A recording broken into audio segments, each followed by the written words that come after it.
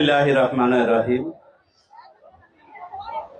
শহীদ রাষ্ট্রপতি জিয়াউর রহমান সাহেবের ৪৫তম শাহাদাত বার্ষিকীর আজকে সভার সম্মানিত সভাপতি জনাব অ্যাডভোকেট মাহমুদ হুমায়ুন ভাই, উপস্থিত নারায়ণগঞ্জ জেলা বিএনপির সুযোগ্য আহ্বায়ক এবং জেলা পরিষদের দায়িত্বে যিনি আছেন, যিনি ছাত্রদল যুবদল থেকে তৃণমূল থেকে নেতৃত্ব দিয়ে আজকে আহ্বায়কের দায়িত্ব পালন করছেন, আজকে সভা এসে উপস্থিত হয়ে এই সভাকে সার্থক করেছেন।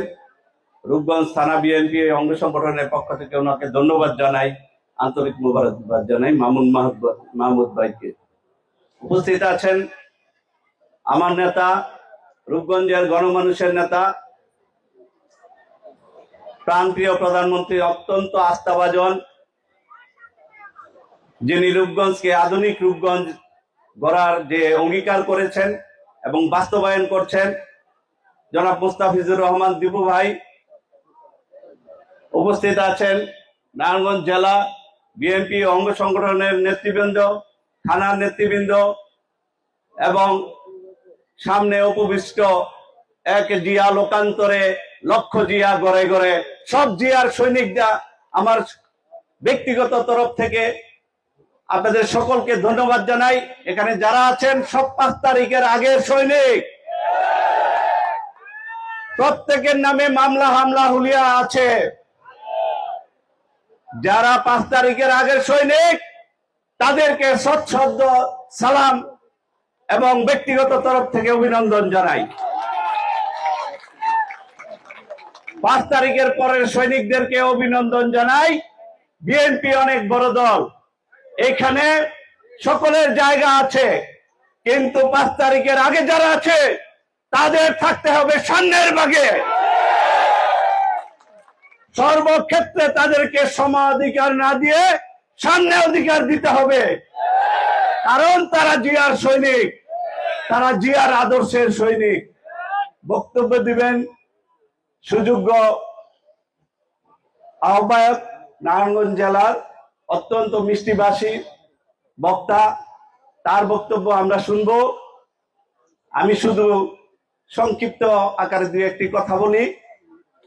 ১৯৭১ সালে যখন দেশের মানুষ বিভ্রান্ত অবস্থায় ছিলেন, সেই কালুরঘাট বেতার কেন্দ্র থেকে একটি ঘোষণার মাধ্যমে যিনি জাতিকে ঐক্যবদ্ধ করেছিল তার নাম শহীদ প্রেসিডেন্ট জিয়াউর রহমান,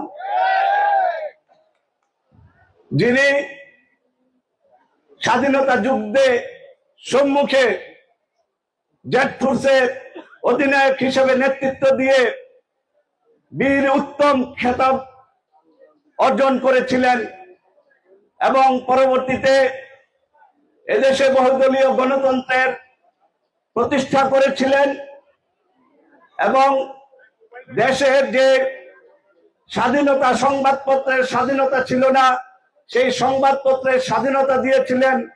দেশ যখন অর্থনৈতিকভাবে পঙ্গু হয়ে গিয়েছিল, তখন খাল খননের মাধ্যমে কৃষিকে স্বনির্ভর করে দেশের অর্থনীতিকে উনি চাঙ্গা করেছিলেন।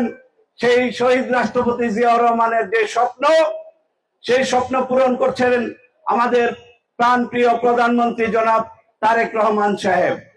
তিনি আবার খাল খননের মাধ্যমে দেশকে কৃষিতে স্বয়ংসম্পূর্ণ করে আবার স্বনির্ভর বাংলাদেশ গড়ার যে প্রত্যয়, যে প্রচেষ্টা করছেন, আপনারা দেখেছেন এই ঈদে উনি নিজে ঢাকায় বর্জ্য ব্যবস্থাপনা পরিদর্শন করেছেন, নিজে গাড়ি চালিয়ে।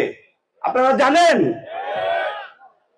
উনি একমাত্র প্রধানমন্ত্রী যিনি সিগন্যাল ভাঙেন না, আইন মান্য করে ট্রাফিক জ্যামের মধ্যে বসে থাকেন।